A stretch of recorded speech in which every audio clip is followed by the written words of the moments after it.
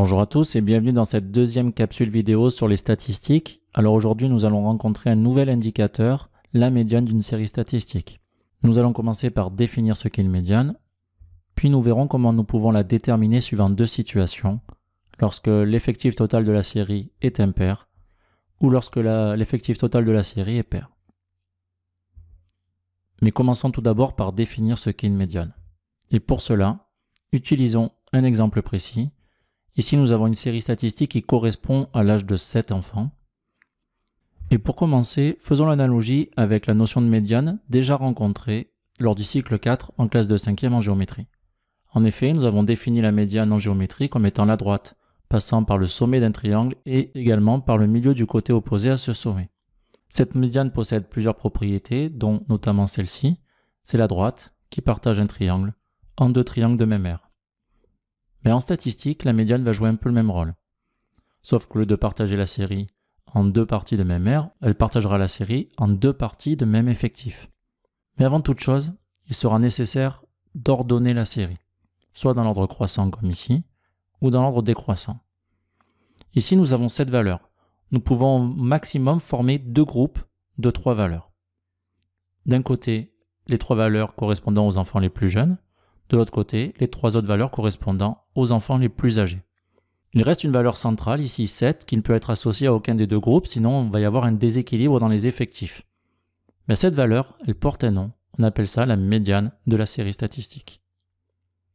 Finalement, la médiane d'une série statistique qui devra être nécessairement ordonnée, c'est la valeur qui partage la série en deux ensembles de même effectif.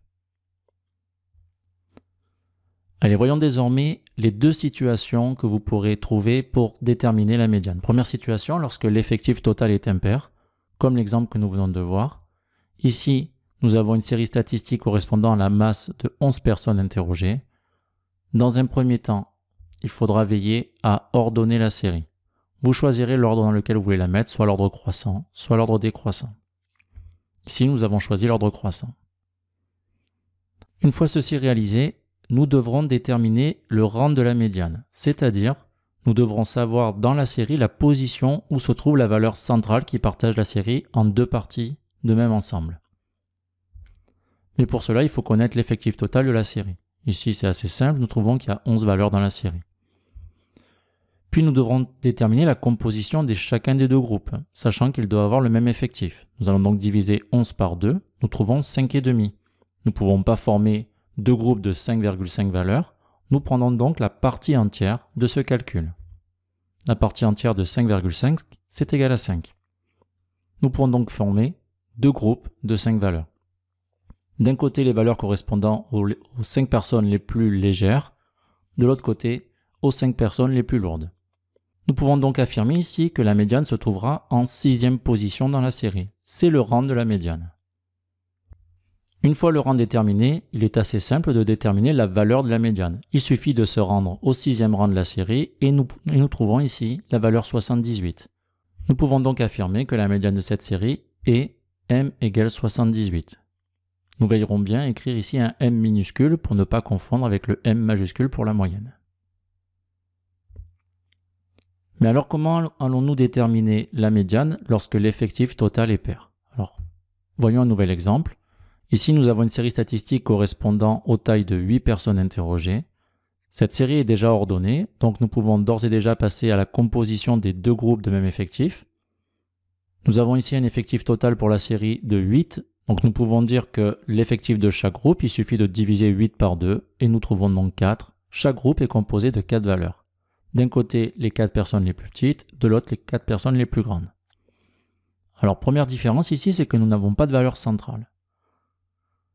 Pour pouvoir déterminer la médiane de la série, nous allons devoir utiliser deux valeurs. La valeur située au 4e rang correspondant aux plus grandes tailles parmi les 4 plus petites et la valeur située au 5e rang qui correspond à la plus petite taille parmi les plus grandes.